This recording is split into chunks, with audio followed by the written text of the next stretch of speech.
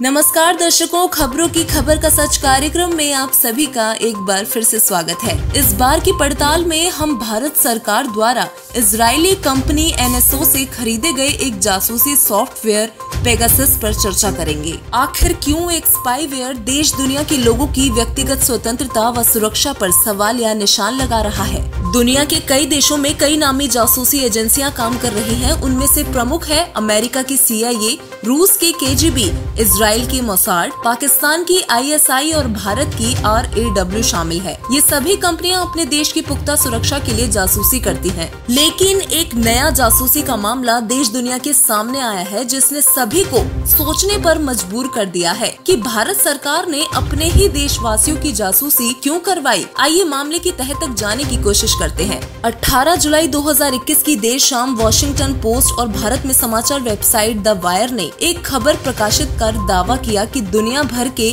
कई पत्रकारों, सामाजिक कार्यकर्ताओं, नेताओं के फोन हैक किए गए हैं। ये खुलासा संसद के मॉनसून सत्र की शुरुआत से ठीक एक दिन पहले हुआ। इजरायली कंपनी NSO के पेगासस सॉफ्टवेयर से भारत में 300 से ज्यादा हस्तियों के फोन हैक हुए। दावा किया जा रहा है कि जिन लोगों के फोन टैप किए गए उनमें कांग्रेस के पूर्व अध्यक्ष राहुल गांधी, केंद्रीय मंत्री अश्विनी वैष्णव, प्रहलाद सिंह पटेल, पूर्व निर्वाचन आयुक्त अशोक लवासा और चुनाव रणनीतिकार प्रशांत किशोर सहित कई वरिष्ठ पत्रकार भी शामिल हैं। हालांकि सरकार ने इन आरोपों को सिरे से खारिज कर दिया है और रिपोर्ट जारी होने की टाइमिंग को लेकर सवाल खड़े किए हैं। वहीं कांग्रेस नेता राहुल गांधी ने प्रधानमंत्री मोदी और गृह मंत्री अमित शाह पर पेगासस का इस्तेमाल भारत और उसकी संवैधानिक संस्थाओं के खिलाफ करने को देशद्रोह कहा है। द गार्डियन की ओर से रविवार रात जारी इस बहुस्तरीय जांच की पहली किस्त में दावा किया गया है कि 40 भारतीय पत्रकारों सहित दुनिया भर के 180 संवाददाताओं के फोन हैक किए गए। इनमें हिंदुस्तान टाइम्स और मिंट के 3 पत्रकारों के अलावा फाइनेंशियल टाइम्स की संपादक रौला खलाफ तथा India today, network 18, the Hindu,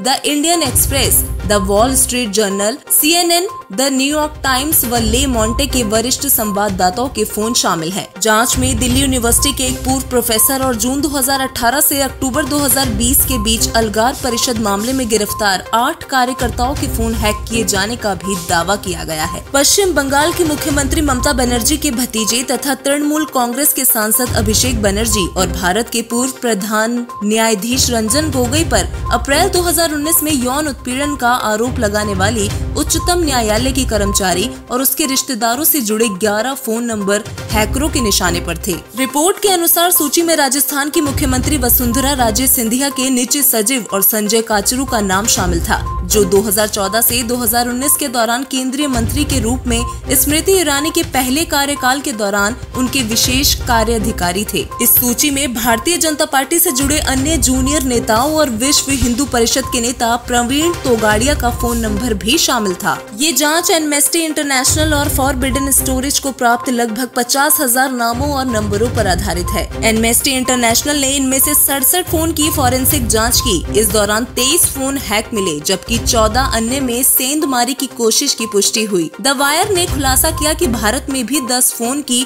forensic जांच करवाई गई। ये सभी या तो हैक हुए थे या फिर इनकी हैकिंग का प्रयास किया गया था। आइए अब जानते हैं कि क्या है पेगासस जासूसी। Pegasus spyware Israeli cyber intelligence firm NSO group द्वारा बनाया गया है, जो निगरानी रखने का काम करता है। पेगासस एक ऐसा सॉफ्टवेयर है जो बिना सहमति के आपके फोन तक पहुंच हासिल करने और व्यक्तिगत और संवेदनशील जानकारी इकट्ठा कर जासूसी करने वाले यूजर को देने के लिए बनाया गया है। इसके जरिए किसी व्यक्ति का फोन हैक करके उसकी गतिविधियों पर नजर रखी जा सकती है। टारगेट के फोन को कंट्रोल कर लेता है और उससे जुड़े डेटा को एक्सेस एजेंसी को दे देता है। फोन कॉल सुने जा सकते हैं। फोन के कैमरा और माइक्रोफोन का इस्तेमाल भी किया जा सकता है। टारगेट को पता तक नहीं चल पाता कि उसका फोन हैक कर लिया गया है और वो उसे पहले की तरह ही इस्तेमाल करता रहता है। NSO कंपनी का कहना है कि पेगासस केवल सरकारों को बेचती है। इसका दूसरा नाम Q Suite भी है। इसे बनाने वाली कंपनी NSO का गठन 2009 में हुआ था और ये अति उन्नत निगरानी टूल बनाती है।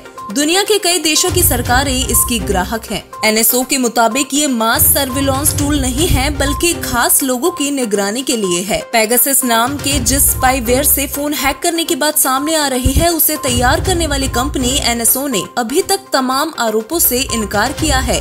ये कंपनी दावा करती है कि वो इस प्रोग्राम को केवल जांची परखी गई सरकारों को बेचती है। उसके इस्तेमाल पर उसका कोई नियंत्रण नहीं होता है। एनएसओ का कहना है कि वो इसके इस्तेमाल पर निगरानी नहीं रखती है और न ही इससे जुड़ा डेटा उसके पास होता है। पेगासस सॉफ्टवेयर अचूक तकनीक पर आधारित है। पेगासस संबंधित फोन पर आने जाने वाले हर कॉल का ब्यौरा जुटाने में सक्षम है। ये फोन में मौजूद मीडिया फाइल और दस्तावेजों के अलावा उस पर आने जाने वाले SMS, ईमेल और सोशल मीडिया मैसेज की भी जानकारी दे सकता है। पेगासस सॉफ्टवेयर को जासूसी के क्षेत्र में अचूक माना जाता है। तकनीक जानकारों का दावा है कि इससे व्हाट्सएप और टेलीग्राम जैसे ऐप भी सुरक्षित नहीं, क्योंकि ये फोन में मौजूद end to end encrypted chat को भी पढ़ सकता है। अब बात करते हैं कि कैसे करता है पेगासस निगरानी। दोस्तों, किसी फोन में सिर्फ मिस कॉल के जरिए इसे इंस्टॉल किया जा सकता है। इसे यूजर की इजाजत और जानकारी के बिना भी फोन में डाला जा सकता है। एक बार फोन में पहुंच जाने के बाद इसे हटाना आसान नहीं होता। ये एक ऐसा प्रोग्राम है जिसे अगर किसी स्मार्टफोन में डाल दिया जाए तो कोई हैकर उस स्मार्टफोन के माइक्रोफोन, कैमरा, ऑडियो और टेक्स्ट मैसेज, ईमेल और लोकेशन तक की जानकारी हासिल कर सकता है। एनएसओ ने उठाए जांच रिपोर्ट पर सवाल। इजरायली कंपनी एनएसओ ने जांच रिपोर्ट पर सवाल उठाते हुए कहा है कि एमनेस्टी इंटरनेशनल और फॉरबिडन स्टोरेज का डाटा गुमराह करता है। ये डाटा उन नंबरों का नहीं हो सकता है जिनकी सरकार ने निगरानी की है। इसके अलावा एनएसओ अपने ग्राहकों की खुफिया निगरानी गतिविधियों से वाकिफ नहीं है। भारत सरकार ने खुद पर उठे सवालों को सिरे से खारिज किया। भारत सरकार ने जांच को खारिज करते हुए इसे पूरी तरह से बेबुनियाद करार दिया है। केंद्रीय गृह मंत्री अमित शाह ने कहा, इस तथाकथित रिपोर्ट के लीक होने का समय और फिर संसद में ये व्यवधान, इसे जोड़कर देखने की आवश्यकता है।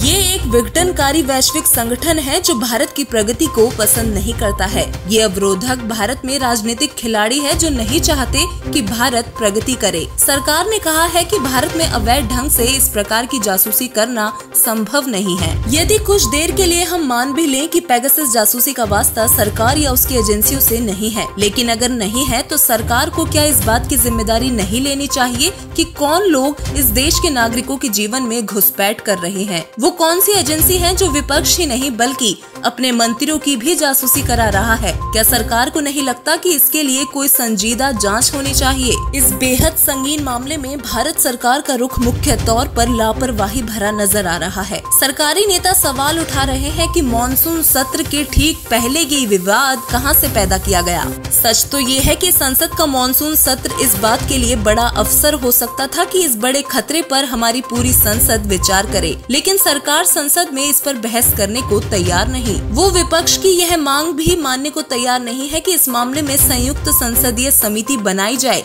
या सुप्रीम कोर्ट के जज की निगरानी में SIT गठित की जाए, जबकि ऐसे मामलों की जांच के लिए संयुक्त संसदीय समिति से बेहतर कोई दूसरा उपाय नहीं है।